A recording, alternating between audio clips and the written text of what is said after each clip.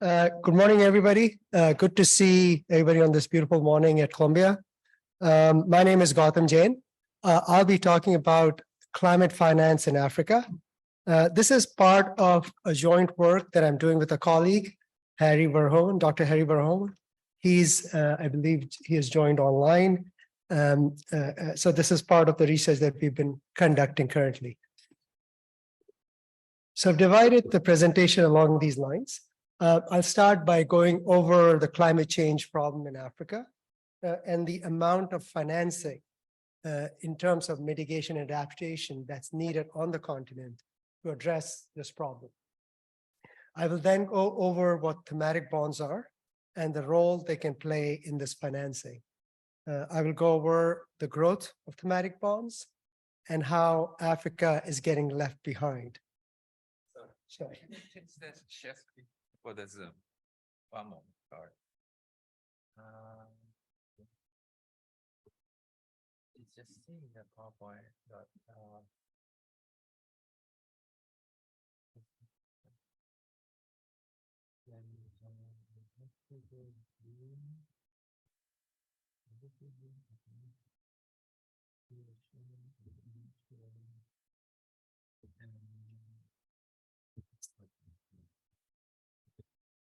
you see it? Okay, good. Sorry. That's all right. Okay. All right. So just to repeat quickly, I will talk about the climate change problem in Africa and the amount of financing that's needed to meet this challenge. I'll talk about what thematic bonds are and the role they can play in this financing. I'll talk about the growth of thematic bonds, but how Africa is getting left behind in this space. Next, I will talk about the reasons behind this. And this is based on the interviews that Harry and I have been conducting of the people and players involved in the space. I will conclude by talking about the implications of this for managed retreat. So let's start with the climate change impact on Africa. So if you look at historical greenhouse gas emissions, Africa is responsible for less than 3% of these emissions. And yet it's suffering immensely from the impacts of climate change. Cyclone Freddy hit Southern Africa in February, March, and it set records in terms of its duration and intensity. Horn of Africa has been in a drought since 2020. 2022 was the driest year in at least 40 years. Sub-Saharan Africa has been impacted as well overall, and it has been estimated that since 2017, on average, more than 2 million people have been displaced by weather-related disasters in Sub-Saharan Africa. So obviously, this is a problem of very significant magnitude. There's an urgent need to find financing or to spend on mitigation and adaptation to address this problem. In terms of mitigation, there's a need to build clean energy sources as well as low carbon infrastructure. But more important is the need to spend on adaptation projects, including managed retreat. So how much is needed? African Development Bank looked at the NDCs from Paris Agreement and came to the conclusion that about $3 trillion are needed for the continent by 2030. That's about $300 billion, or a little over $300 billion per year. If you look in terms of sources, domestic resources are very limited, especially when it comes to adaptation projects, because unlike mitigation projects, there are no revenue streams attached to them. In terms of FDI flows, they're very limited, only to countries that have extraction industries like hydrocarbons and mining. In terms of development, overseas development finance, it has, if anything, over time, getting lower and reduced. So what are the options? One option that I'll be talking about is what I mentioned earlier, is thematic bonds. This is an instrument, public market instrument that's getting a lot of attention because it's playing a major role in the financing of energy transition globally. And if anything, this role is going to grow. So let's look at what thematic bonds are. So this is an asset class that started in 2007. The first climate awareness bond was issued then. In this class, there's several bonds that have come up: green bonds, social bonds, sustainability bonds, and so on. These are bonds whose proceeds are used for environmental and social projects. They work slightly, some bonds work slightly differently in the sense that for some bonds, the proceeds are ring-fenced for specific projects. For others, there are targets called KPIs or key performance indicators that need to be met. And if they're not met, there's a penalty. But overall, for green and social projects, these bonds have become the go-to instruments for many countries for financing the energy transition. And you can see this in this chart, which shows the growth of these bonds. They were less than 100 billion in 2015. Today, they're more than 3.5 trillion outstanding. Now, as large as the number seems, there's still a lot of room for it to grow. If you look at it from the supply side, the 3.5 trillion, again, seems large, but the total fixed income market is about 130 trillion. So this amount is less than 3% of the total size. So there's a lot of room for it to grow further. If you look at it from the demand side, there are a lot of ESG mandates, sustainable funds that are coming up. In the last 3 itself, these sustainable funds have almost tripled in size, and projections are these will continue to grow. So there's a lot of room for thematic bonds to grow. But as spectacular as that growth has been, emerging markets in general have been left behind. If you look at emerging markets excluding China, they make up only 10% of the total size of the outstanding green bonds. And when you look at it regionally, Africa in particular is just a sliver. So it's just a 0.2% of the total global green bonds outstanding. So just getting completely left behind. So let's look a little bit closer within Africa. So the good news is at least the issuance from Africa is growing with time. So that's a positive. The negative is it's concentrated pretty much in one country, which is South Africa. And even that amount is not very large. So definitely there needs to be some effort taken to increase this issuance from Africa. There's another example that's very interesting case study, which is Seychelles blue bonds. Essentially, Seychelles in 2018 was suffering from a debt crisis. So what they did was they entered into a debt for climate swap. They exchanged their debt for a blue bond. Blue bond is a type of a green bond where the proceeds go specifically towards ocean preservation and marine biodiversity preservation. So that's the specific goal. So what they did was they issued the blue bond, got a haircut on their debt in exchange, but they, as part of the blue bond, they were committed to some climate goals. Now, the reason it worked was because there were external partners who came in, provided credit enhancements that allowed interest rates to go down. So it became affordable for Seychelles to service this debt. And it became investment grade, so that allowed investors to come in. The idea behind this example is that even for indebted countries, there are ways to find financing, and especially in a way that can be that can help conserve nature as well. So to understand the reasons behind why issuance from Africa is low, Harry and I spoke to representatives from ministries and central banks of African countries, from multilateral development banks, regional development banks, private banks who operate in Africa, and asset managers who directly invest in African bonds. The reason this was important is because if Africa is getting left behind, we wanted to understand the reasons behind that. And it's best to kind of speak directly to people who are typically involved in these issuances. So what did we find out? So one of the big reasons is lack of knowledge and expertise. in these kind of instruments in Africa.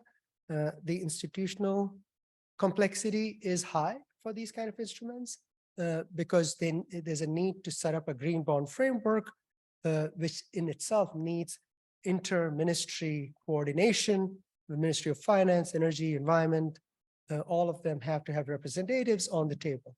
Obviously, when governance is an issue, that could be a problem.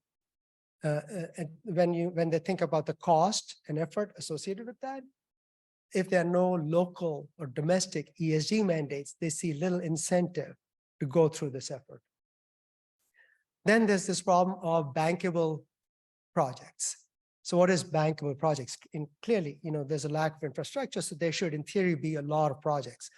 But what happens is a lot of projects tend to be adaptation or social projects. These projects, unlike mitigation projects, don't have any clear revenue stream. So to finance them is a problem. Then there's an issue of protecting African sovereignty and general distrust of external partners like the IMF and World Bank based on past experiences. There are other reasons as well. One of the important reasons is for a lot of these countries and emerging markets in general prefer to issue bonds in their local currencies because the revenues that they get are in local currencies. If they issue a bond in a hard currency, there's a currency mismatch that can become a problem. So they prefer to issue in their local currency. The demand, though, is coming from ESG mandates based in the US and Europe, who prefer dollar-denominated or euro-denominated bonds. So there's a mismatch or a market failure that's happening here. Finally, many countries are too small and have underdeveloped and illiquid capital markets. So all these create a problem. And so there's this is an important enough space and financing is needed badly. So there have to be efforts to find solutions to these problems. I will close with this slide. Essentially what we find is, obviously this is, in itself, thematic bonds are not the be all and end all in terms of financing, but they can play an important role. First, for middle income countries, such as Namibia, Botswana, South Africa, Gabon, can go ahead and issue these bonds. There are similar countries, emerging countries, that are issuing these bonds. So there's space for them to issue, and they should. That'll help them finance and create some space for others in terms of finding other sources of financing. Second, when it comes to small island countries and other small countries who are in particular vulnerable to climate change, can think about the debt climate swap along the lines of Seychelles and essentially exchange their debt for some form of thematic bonds, blue bonds, or otherwise, get a haircut in exchange and help and essentially commit to some conservation in return. But in the end, there'll still be some countries which are either very small, highly indebted, and lack access to markets. So for them, the only path forward, at least for now, is reliance on grants and concessional loans from international organizations. And this is needed, especially for adaptation projects, which are the hardest to finance, like the ones for managed retreat. That's my presentation. I'll stop here.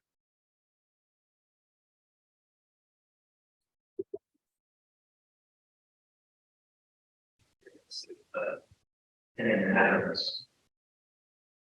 Okay, good morning, all. I can see Koller.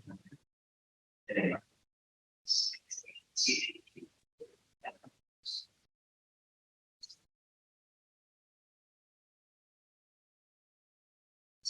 And then the matters are participating in issues of they have us to take these.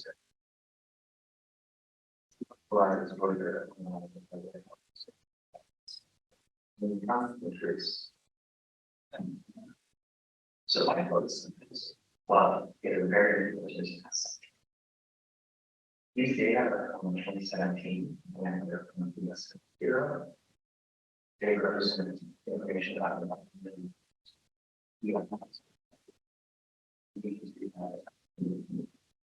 I believe in one small moment, but it's the greatest share of So that's to how we in the US. We're not only going to the US. Now, it's no surprise we go to the folks who come up and that goes well various important areas in the US. They represent a big portion of the population.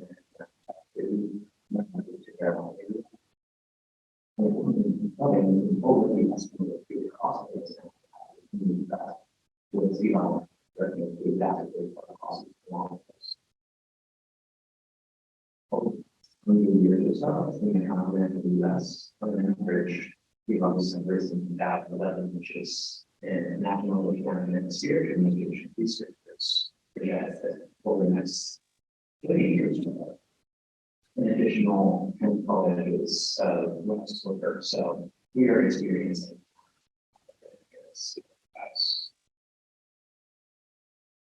and integrated projections of about 2.3 feet of global sea level are projected to permanently inundate area currently housing millions of US residents. So the impact of sea level rise could be very, very large.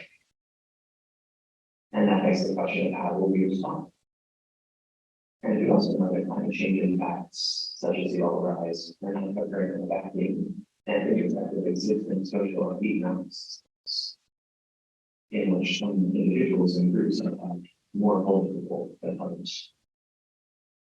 In the US, it's also known that there are wide differences in wealth, housing status, and vulnerability across the nation's race and income.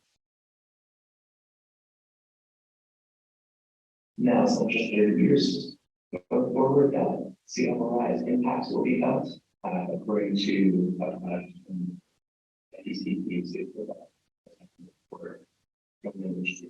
in the long term, sea level is rise for centuries to millennia, and will remain elevated for thousands of years without this. So, the sea level rise is an issue that current generations will, just current generations will study and manage, but future generations as well. And I expect many future researchers will ask them a question about sea level rise and how.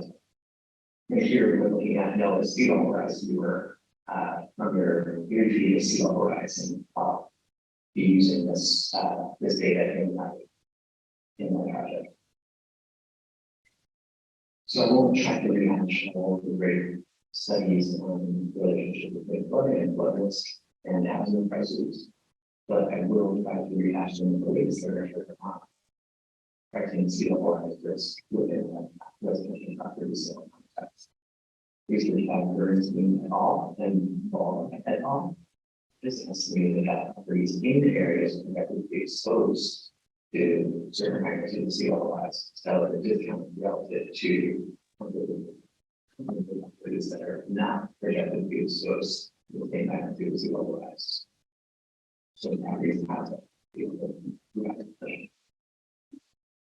However, other studies and found that there's probably no effects on sea level rise exposure being into an area projected by the exposed.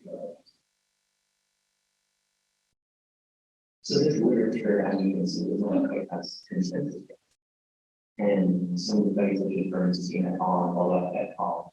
Had identified stages that are more or less pronounced state in their use. Believe that climate change or the higher sophistication of the new study data has Shahbaz make whether there are prospects and different prospects based on community race or income, and that's a contribution of the movement factor. So we're going to ask Jain this question, the first which is residential properties in areas exposed to future epidemic sea level rise, self-residential relative to those properties. And that question has been once before, but I had this original literature. I asked a wonderful question, do present past in this literature and sea level rise the area emotional property is located. To answer these questions, I focused on the study area for US state in the southeast, Florida, Georgia, South Carolina, and North Carolina. I focused on properties that are within border of Michigan. And this area I think is one of the study, given the fact that it has some experience with relative sea level rise in the US. And it's also an area with a large, dense coastal population. To answer these questions, I assimilate a number of different databases. I use Zillow's VTrack database, which is described as the largest real estate database in the US. They have a 30 level and transaction level information. Additionally, I use Noah's projections for 3 feet 60 and 9 feet of sea level rise in the states. I incorporate Noah's national shoreline data set to make properties this to shoreline, as well as USDA and visual elevation model to determine the property's elevation above normal. And I use the US Census Bureau's American Community Survey. I've census tract level to represent communities that have information. And last, I use being essential for house related, which has an information on community and properties. Both those stats. This plot here shows sample transactions by November. They are the 2022, and as you can see, part of it dominates the sample, which makes sense to the far side of the state, and the fact that it has such a large coast. Of these 640 horsepower sample, about 40,000 in areas where it could be inundated so below 103 sea level rise, and that should be 40,000 transactions to be below under most transactions worth of sea level rise. An estimation that I use here is one that's widely used in economics tests. It's called ordinary least squares hedonic regression analysis. And this is the model I use. I would be happy to discuss it in more detail offline, and also welcome any feedback on this. I won't get into too much detail for the sake of time, but essentially I use a wide range of property level and census tract level control variables to try to plausibly estimate the effect of sea level rise exposure. So being in one of NOAA's projected planes for being below high tide under 3 feet, 6 feet, 9 feet of sea level rise, and comparing properties that are otherwise observably equivalent across all of these factors, except for their sea level rise exposure status. And additionally, this is a flexible specification so that I can interact that exposure variable with those demographic variables, income and race, to see whether a sea level rise exposure discount is more or less pronounced among properties that are in census tracts with higher incomes, for example, or higher shares of the population that are non-Hispanic, Black, or African American. So my results, as they stand, actually similar to Merkin and Spiegel 2019, do not suggest that there is any price effect alone from being located in a 3 foot, 6 foot, or 9 foot sea level rise plane. However, in an interaction between the sea level rise plane and being a special flood hazard area, I find that properties that are in both a special flood hazard area and in the 3 foot sea level rise plane sold on average over the sample period for 7.6% less than properties that were in either plane or just in the special flood hazard area or just in the 3 foot sea level rise plane. So this suggests that there could be some information effect going on when someone is in a special flood hazard area maybe they're more likely to consider future flood risk in addition to current and past flood risk, being with barren property values based on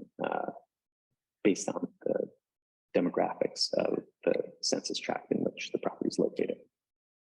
And unsurprisingly, we find that median income of the census tract is positively correlated with transaction prices.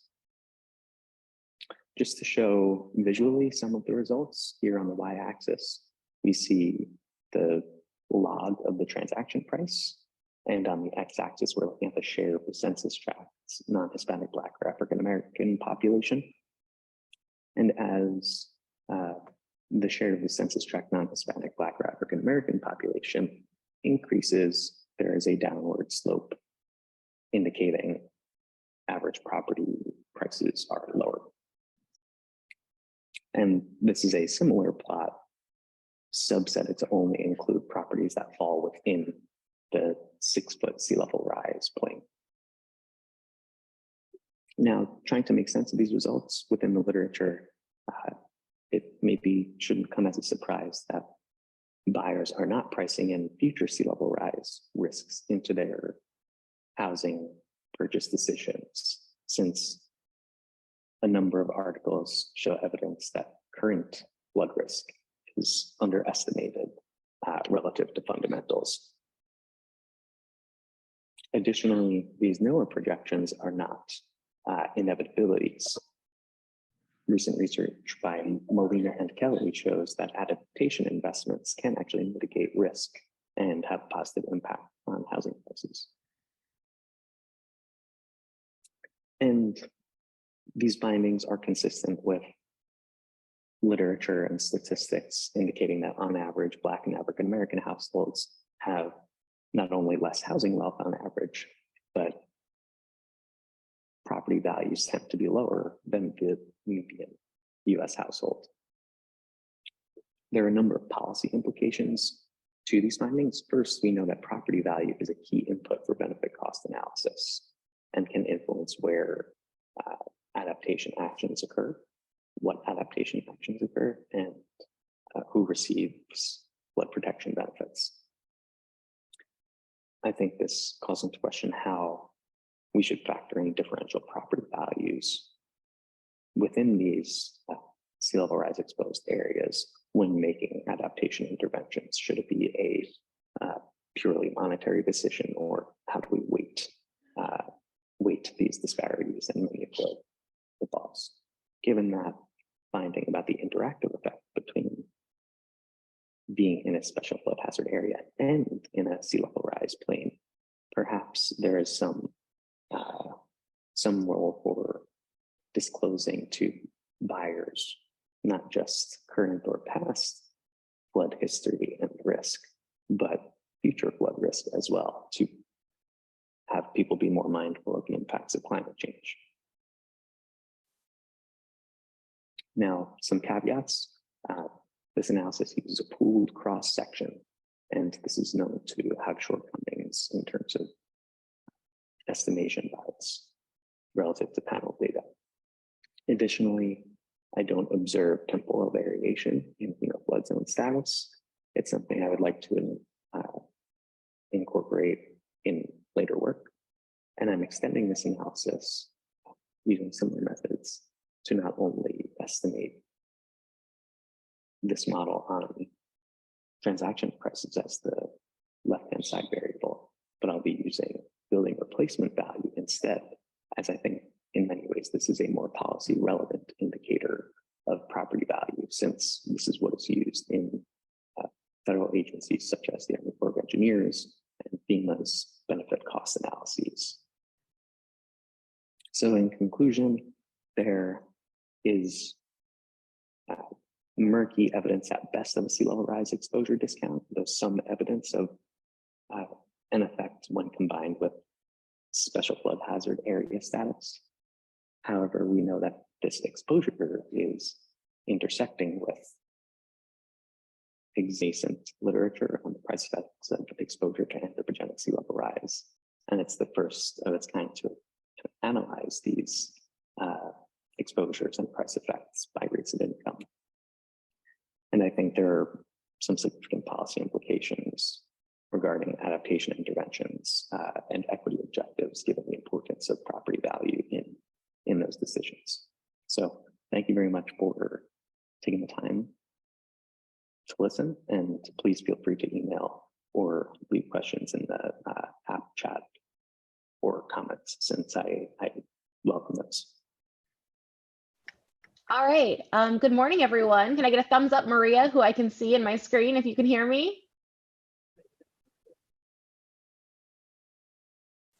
Maria, can you hear me? Yes. Oh, wonderful. Okay, great. Good morning, everyone. Today we'll be sharing out the results of a 10-month engagement between the BARD MBA and Sustainability Consulting Team and the New York State Department of State Office of Planning, Development, and Community Infrastructure. Next slide, please. All right, just to take a look at the agenda here, we're going to introduce you to the team, the challenge we are working to address, and our research methodology. Next, we'll run through the output, a framework we're calling the engagement toolbox. And then finally, we'll touch on what's next for the project. Next slide. All right, great. So this is the team. I'd like to introduce you to my colleagues, Mark Rhoads, Maria He, Shahbaz Soofi, and I am Sarah Haworth. We'd also like to take a moment and recognize our collaborators on the New York State Department of State team. So I'll pass it off so they can go ahead and introduce themselves.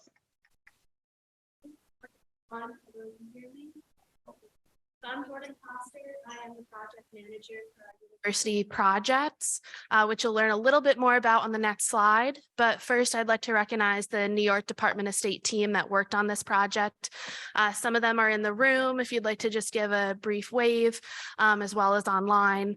And our Deputy Secretary of State, Keisha Santiago, and Development Division Director, Matt Maraglio, were also very heavily involved in this project. Next slide, please. So this project is part of a larger Department of State initiative called the University Partnerships for Innovative Climate Solutions Initiative. And really through UPITS, the Department of State works with student teams from colleges and universities across New York State. And these are action-oriented projects that students through these projects develop innovative new solutions to some of the most pressing issues facing New York communities, or they will be facing in the climate change space. And really the high priority focus for this initiative is managed retreat. These projects focus on one of three main buckets, which you can see up on the screen here. And really the key point of UPITS, if you only remember one thing about this initiative today, is that these projects do not sit on a shelf.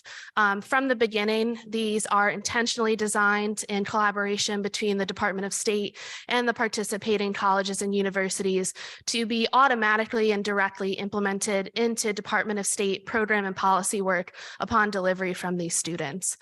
So if you're interested in chatting more about the initiative, maybe your school would like to partner with us, you can come see me today in person or connect with me through the Whova app. I'm always happy to chat about this initiative. So thank you so much, and I'll pass back to the BARD team. Sarah. Okay, great. Yeah. So thanks so much, Jordan. So want to talk through a little bit of the challenge that we were posed with. So we really needed to understand how waterfront communities could be integrated into climate response and planning. So our key objective was to ensure that waterfront communities are educated and engaged to respond to future climate impacts, so that we can really be proactive about making sure that the community is engaged in an inclusive way. So we wanted to make sure that it was broad-based, user-friendly, cross-disciplinary, and scalable. So as a result, we decided to develop what we called the engagement toolbox for co-development planning, which includes both a qualitative and a quantitative component. Okay, so our methodology underlying our recommendation will be that we'll continue to utilize a multi-pronged approach, and we utilize alpha testing with local government leaders that really help to inform our research, our interviews, and ultimately what our recommendations are. And then finally, we wanted to reconcile both the qualitative and the quantitative elements. I think that was really, really important as we were working through this, was to make sure that this solution was inclusive, that it wasn't specifically just a quantitative exercise, but that we really were able to integrate what all of the different qualitative metrics needed for such a nuanced project would look like. Awesome. Thank you, Sarah. So just to give you a bit of a visualization of what that toolbox looks like, we sort of have this infinity loop here that we use to depict what that process looks like. So at the center of all this is you've got the engagement toolbox, and it's sort of supported by two different elements here. You've got the qualitative analysis on one end, which really is about inclusivity planning and working with the community to be able to bring in what are sort of qualitative inputs that could be hopefully informing what comes over on the right side, which is a quantitative analysis. And the quantitative analysis is underpinned by a cost benefit analysis. And hopefully the goal through this inclusive process and the engagement planning is to use the inclusive process to bring in elements from like a community characterization that then can sort of speak to and work with the cost benefit analysis so that they're not completely siloed, but are actually informing the entire process of what can often be very much a desktop exercise and sort of leave out the human component of managed retreat and sort of climate adaptation. I'm just going to pass it to Maria, who's going to talk a little bit about sort of where our plans are for something like this to be hosted. Thank you, Shahbaz. So a scalable solution to promote inclusive community preparedness requires local organizations and communities to work together and self-determine their protocol based on a combination of qualitative and quantitative criteria, as we've covered. But stepping out of the conceptual for a moment, at an operational level, our toolbox is packaged via a website. The website enables a first and easily accessible touch point with communities. It demonstrates how local organizations and community leaders can quickly and easily and for little cost provide information and initiate inclusive engagement. So let's break this down into its components. We're going to start with a qualitative analysis element of the toolbox, the inclusive process, which is made up of community characterization, inclusivity planning, and community engagement. And the inclusive process is key to an equitable climate response that distributes the benefits of climate action fairly across the region. And it ensures that members of the community that wouldn't normally be part of the conversation due to a number of factors and barriers get to participate. So this inclusive process is broken down into several steps, as you see here. It starts with an inclusivity plan to help drive the community characterization to ensure that all community members are present and part of the strategy conversation from the beginning. From there, the community will come together and set their shared vision and define the scope of what preparedness looks like for them. Then there's the how of engaging that community on climate preparedness. Engagement is not a one-size-fits-all approach. Rather, methods should be customized to specific community characteristics identified in the previous step. And then content development and delivery requires a thoughtful community-based approach so the message resonates with its intended audience. Then there's convening the community and aggregating their responses and input, in short, measuring results, both qualitative and quantitative elements. And we circle back to community characterization as the inclusive process lends itself to refinement as more information is gathered from that community. So this inclusive process focuses on being transparent and collaborative while being flexible enough to respond to local context. Awesome. Thank you, Maria. And we're going to jump into the meat here that a lot of you are here for, which is the cost benefit analysis and sort of the work that we've done there. I'm just going to kick it off before handing off to Mark. So the cost benefit analysis, sort of transitioning from the qualitative analysis, the goal here really is how do you identify scenarios and then work with those, work with the criteria inputs for those scenarios. There's obviously a broad set of scenarios that impact New York State, and our focus was to create a tool that was going to be helpful for New York State Department looking at various waterfront communities. So really high level goals are how are we going to analyze those impacts of those different scenarios and then consider what would those inputs be. And Mark's going to go into a little bit more about some of the assumptions that we made and the template that we put together that sort of helps to guide a user through the tool that we put together.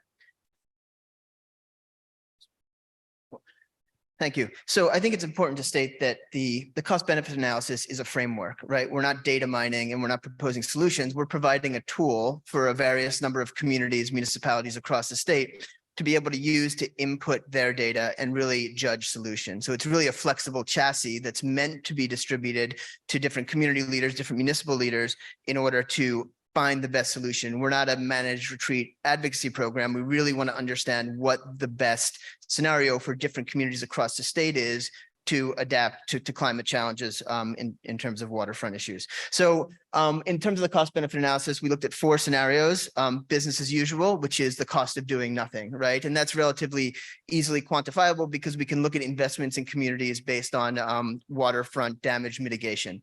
Strangely enough, some of the largest affected communities are in central New York. You would think of them mostly as coastal, but they're rural farming communities that are near the Delaware Water Gap and continue to get flooded. So it's a statewide issue, which is quite important. The second one, which kind of came to the fore when talking with a lot of municipal leaders, mayors across the state, talent controllers, was policy and how much policy can affect pushing change. A lot of what we heard from different mayors of different communities, of different counties, and county controllers was that often this is a reactive process. And by implementing policy, incentive, tax-based structures and things like that, you can make it much more proactive. So that became a focus a little bit later in the game, but has been implemented into the study. And then the 2 main issues we focused on were resist, which is keeping people in place, yet mitigating with structures or physical implementations to those places. And then retreat, which is obviously moving out. In between those 2, there were several subcategories. So resist, we had soft structures, so wetlands and things like that. Hard structures, building seawalls, engineering solutions, and then finally mitigation to existing structures, raising houses and looking at the costs and the benefits of all those things. And then in retreat, New York State has a Forever Wild program. So there's the idea of retreat and Forever Wild. And then a second initiative that New York State was talking about was retreat and redevelop. What can you use the land for, and what perhaps revenue can you produce to assist in those communities who are retreating? So those are the 2 main scenarios. We broke it down into scenarios, but in further conversations with people across the state, the scenarios are never quite separate, right? So there's a confluence of issues. For instance, in Lindenhurst, the mayor who we spoke to was talking about going lot by lot in their community and deciding what was almost right or the best solution for each property lot. So these solutions or these scenarios, while kind of distinct and separate, also are overlapping quite a bit. And then there was really understanding what the criteria was that was going to be fed into the cost benefit analysis. So the last presentation was actually quite informative because it started to dig deeper into those and really kind of bring the formulas for comparing and contrasting those scenarios together. So things like population density, tax base, home value, land value, tax structures, and then some of the less quantifiable things, equity, optionality, mobility, psychological impact, which will really, we hope, be fed into by the qualitative piece of the engagement. And then it was not only identifying scenarios and criteria, but how those things come together and how you start to talk about what maybe perhaps retreating people from a certain community that has a financial structure to another might do to the tax base of that community. So really starting to kind of map that out and see where the hierarchies lied, which levers were having the largest impact and how they were affecting different scenarios. And then really establishing costs and benefits for each of those scenarios.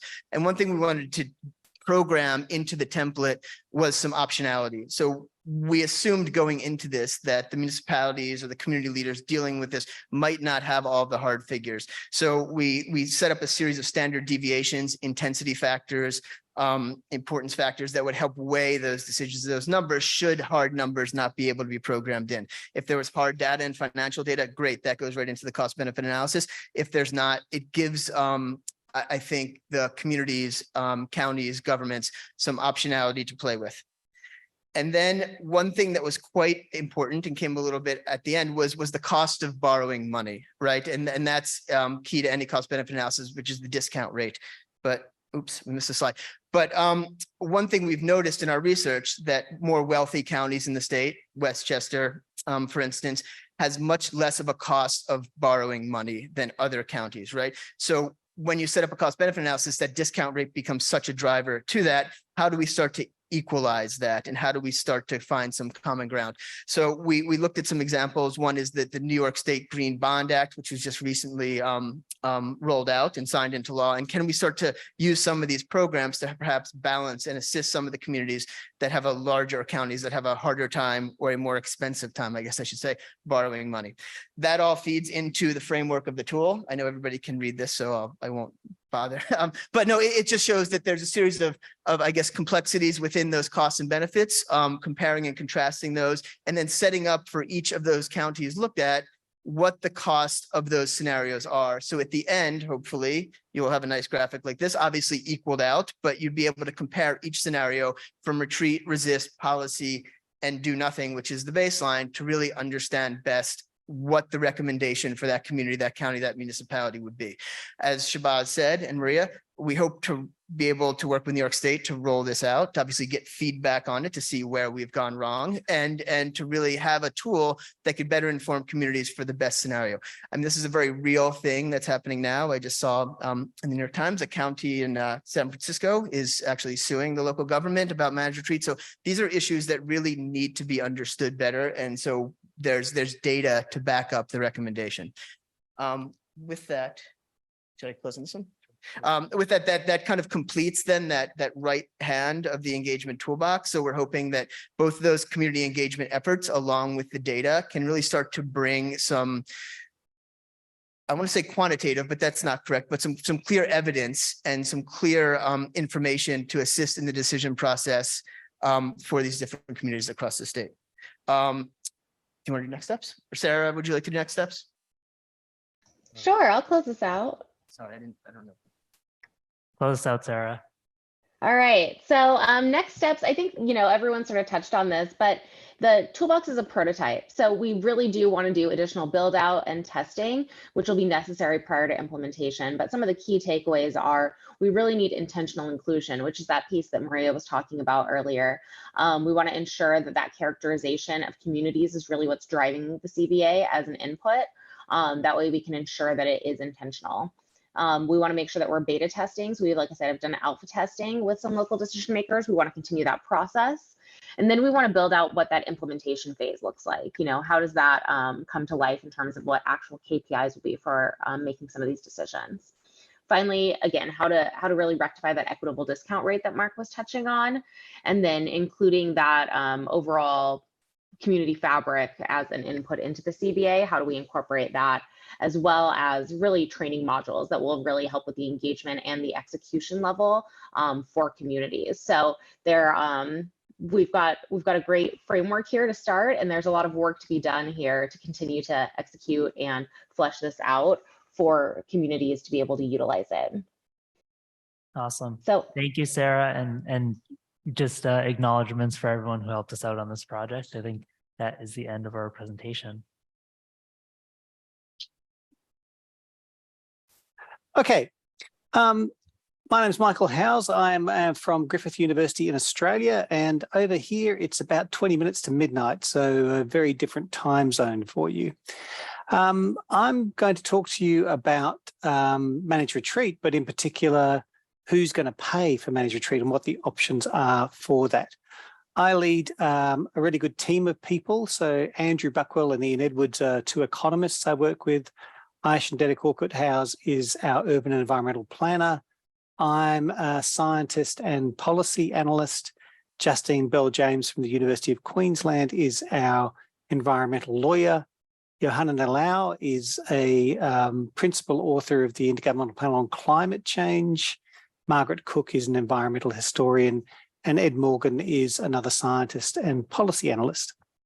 The picture you can see, or hopefully that you can see, is of Koller Beach just north of Sydney. And after a storm came through in 2016, it washed away the dunes on which many of the front yards of people's homes were built. And you can see someone's swimming pool's actually just fallen into the ocean there. So I'd just like to start by acknowledging the traditional custodians of the land on which I'm speaking from, and pay my respects to their elders past, present and emerging, and extend that respect to all Aboriginal and Torres Strait Islander peoples, and to wherever you are in the world, to all the First Nations people there as well. So I'm just going to quickly touch on the problem, and it's the problem that lots of us have been talking about in this whole conference. We're going to look at some ideas about effective managed retreat and look at some options we've got for financing that. And this picture is a small town west of Brisbane called Grantham. In 2011, a big flood went through and basically wiped out the whole town. So they actually rebuilt it on higher ground. And so that was one of the more successful managed retreat policies that was implemented. Unfortunately, it did leave the local council with quite a large debt. So they're still paying it off.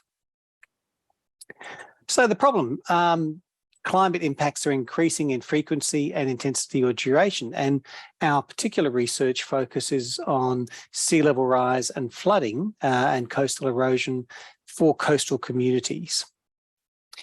If we're going to maintain settlements in coastal areas, if they're going to be an increasing risk of inundation, erosion or riverine flooding, it's going to become more challenging to keep people there and keep them safe. So increasingly, policymakers have started to look at the idea of managed retreat.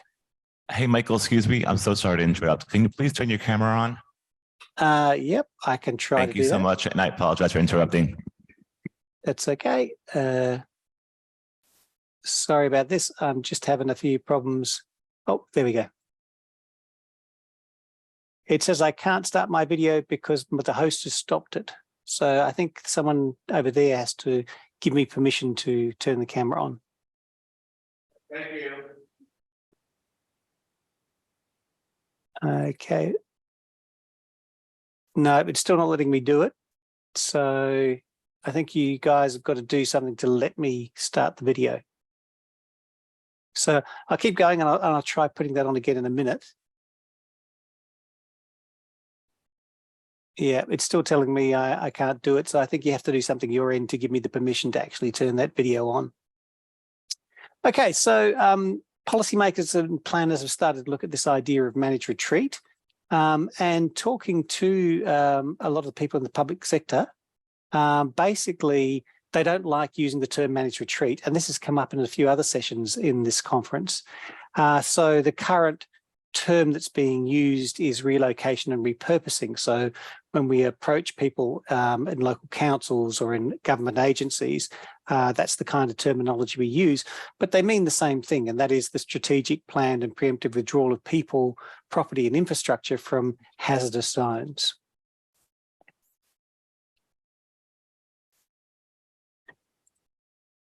So the implementation of this faces some significant challenges, and we've heard a lot about that through other presentations in the different sessions that we've had over the last few days. Obviously, there's the logistics of actually how you move a lot of people or a whole town from one place to another. There's the capacity that different agencies might or might not have in terms of making that happen. There's a politics of this. There are some people that simply do not want to move, and what do you do if you want to try and force them? There's the economic side here. Some people simply don't have the financial resources to pay for this move or contribute to it. There's some significant cultural factors here. So particularly with First Nations and Aboriginal people, there's a very strong attachment to land, and the idea of having to leave land that they have had traditionally for tens of thousands of years is very upsetting to them. So it has to be managed very carefully. And then, of course, there's the question of equity. People on very low incomes who are very vulnerable are going to need a lot more assistance than people who are quite well off and are able to basically fund some of their own changes. Now, local councils in Australia, there's about 580 of them around the country, play a key role in adaptation, and they've got a bit of support from state governments, but really they're the ones in the front line. But they lack resources. They don't have very big budgets. They can't pay for everything themselves. And they've also got a restriction in their capacity in terms of people with the expertise to make this happen. So they do need support from elsewhere. So we have done a bit of work talking to councils and governments and agencies, and we've done a lot of background research into what other the scientific literature, the grey literature, government reports and so forth have been saying. And there's a lot of information out there about the planning and legal aspects of managed retreat. There's some on the mechanisms of going about doing it and the idea of property acquisition, but there's much less out there about how you actually find the money to be able to pay for doing this. Okay, so out of our research came some attributes of if we're going to have effective managed retreat, that it would be consistent and transparent. We're not going to apply it on a case-by-case basis. We're going to make sure that everyone's treated the same and fairly. That doesn't mean that we don't have to take the context into account. We do. It has to be consultative. We have to have a good community engagement process. It has to be a negotiated outcome. And it's much more preferable to get a voluntary retreat than a compulsory one. It has to be proactive and timely, and that we need to get in ahead of unmanageable hazards. It's tended to happen in Australia and in many other countries that managed retreat comes in as a last resort after there's been a big disaster, and then people start to move. We've got to get ahead of that curve. It's got to be holistic and values-based, so it seeks to maximise the value of the land as long as possible and keep using it as the impacts start to affect it in different ways. It has to be resource efficient to maximise. Obviously, we've got scarce resources in the public sector, and we don't want to have a net financial loss from going about doing this. So finding ways to generate income to pay for it is important. It's got to be equitable to take into account different levels of attribution, beneficiaries and ability to pay. And it's also got to be flexible and relevant. So applied only as required in such a way that it could adapt to the changing conditions and uncertainty.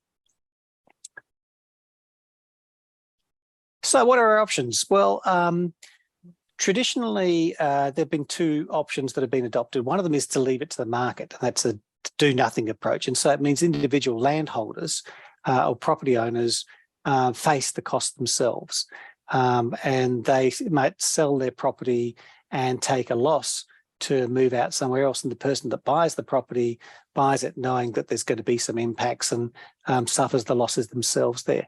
The other option is with buybacks. And again, this has been talked about a lot during this conference. And these are generally tend to be done on a more of an ad hoc basis. So sometimes you have areas that flood. Some properties have sold up with buybacks and been demolished and turned into green space, but there are other ones that haven't. So you've got this odd situation where you still have houses in the area that's at risk. So there are 6 different options that we found that you could use. One of them is called a sea-level purchase option. Now, this is like an options contract that you get in the financial markets where the council comes along and says to a landholder, we'd like the option of buying your property in the future. We're prepared to pay you a fee now and agree a price for the future and take up that option at some point in time. And that option might be based on what height the sea levels are, what level of risk the flooding has increased to, or it might be done on a time basis or as the value of the property declines. So those different options are there.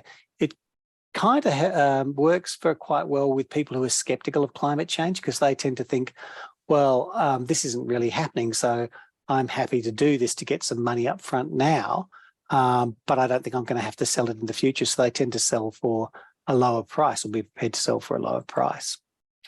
The second thing is for governments to buy and then lease back the property. So they buy the property, which means the owners actually get a nice little cash splash up front, but then they lease it back to keep using it until the point where it's too risky to keep going. And that means the government or the council that does this gets a return on its investment and might actually pay back the loan for the money they've used to buy the property in the first place.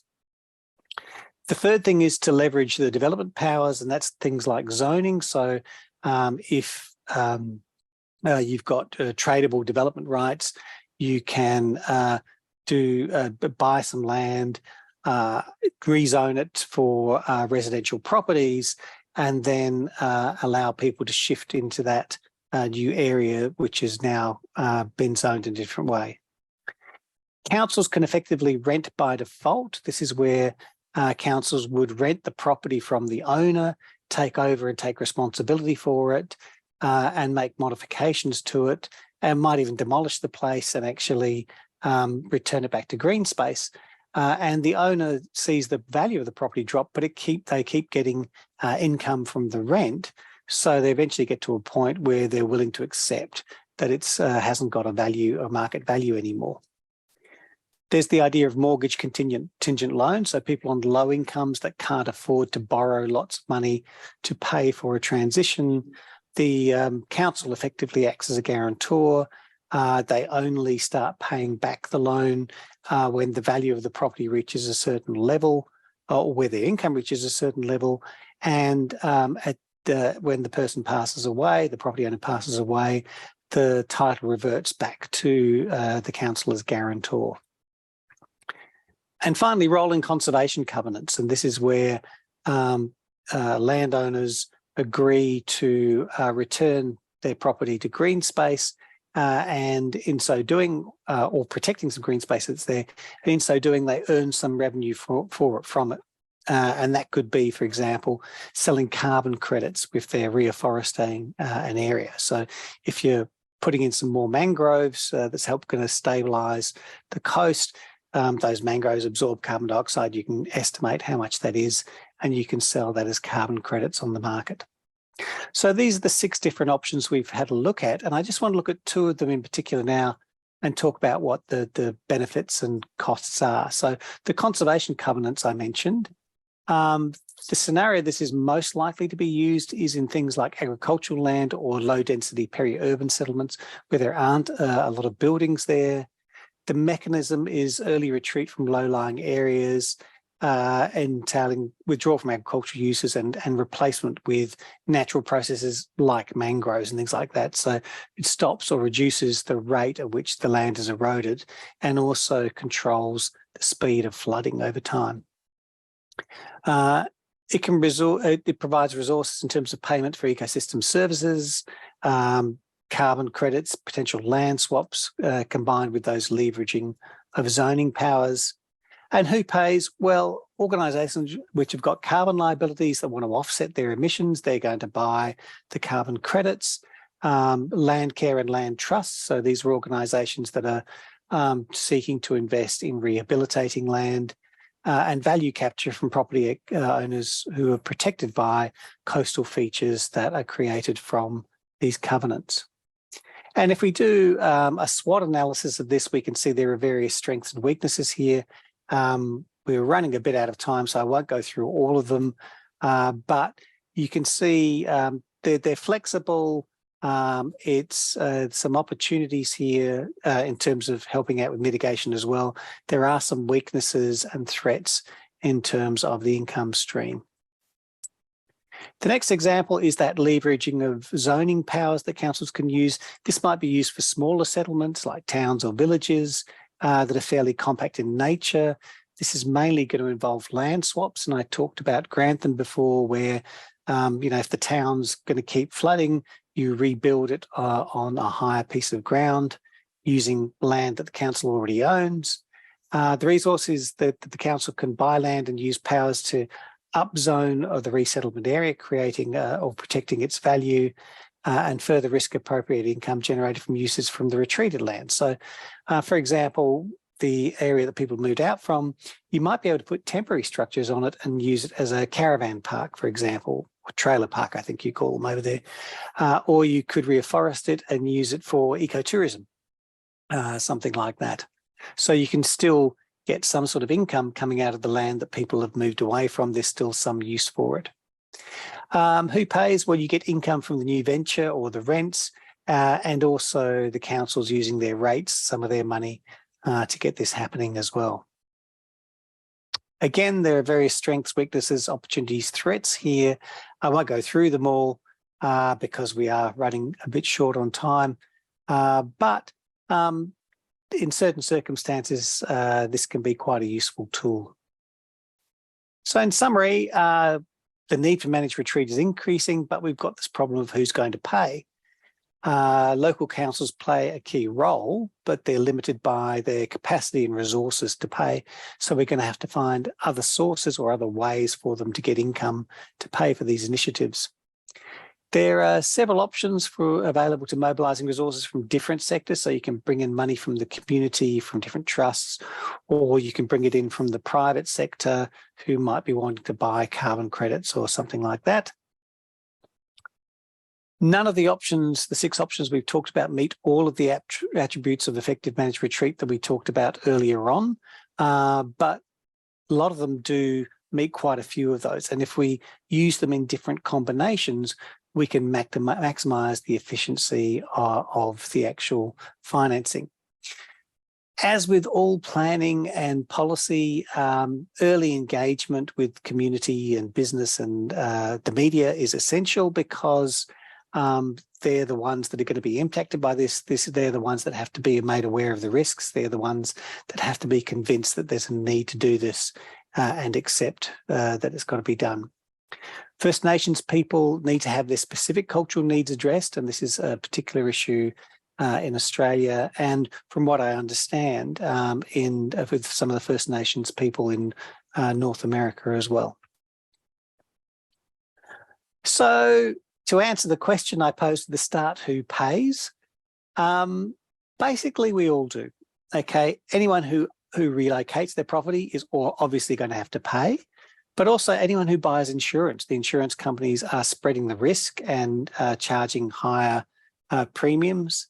Anyone who pays tax, those taxes to your local, state or federal governments, they're going to be used for various schemes to buy back properties.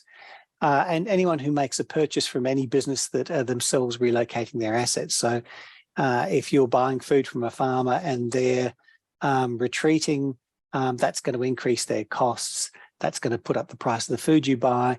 If you're buying a product from a manufacturer and they're moving the manufacturing plant because it's at risk, then that cost is going to be embedded with what you buy. So who pays?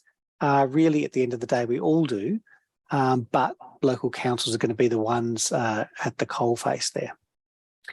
So thank you for listening to me.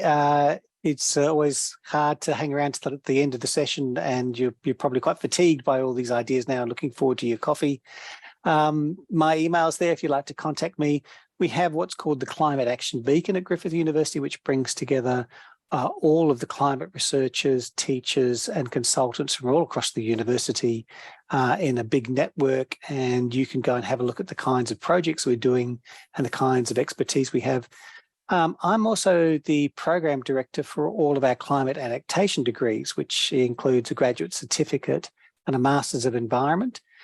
These are all very flexible and completely online, and we have a lot of people doing them now who are already out there working as practitioners, and sometimes have all of a sudden been asked to do something about climate change. So they come in and do, say, the grad certificate and just take 4 courses to get that done. So our work is on the research side, but we're also engaging with that retraining that's necessary for people in the public, private and community sectors. So thank you very much. Sorry, I couldn't get the camera to work. You can't see what I look like, but you can have a look at my photo. I have grown a beard since then, so I do look a bit different. But apart from that, I'm pretty much the same. And this last photo is of a town in northern New South Wales called Lismore. Last year, it flooded twice. The flood height was 14.5 metres. So a metre is a yard and 4 inches. So that's pretty high. They had a nice little flood levy around the town, which was 5 metres, but that was totally inadequate. And this town flooded twice just within a few months. And now the whole town, they're discussing, do we have to relocate this town somewhere else? And it's going to cost a lot of money to do so. This is a town of about 28,000 people. So thank you very much. That's enough from me. It's just on midnight here, and it's probably time for you to go and get your coffees. So thank you for listening, and I hope you enjoy the rest of the conference.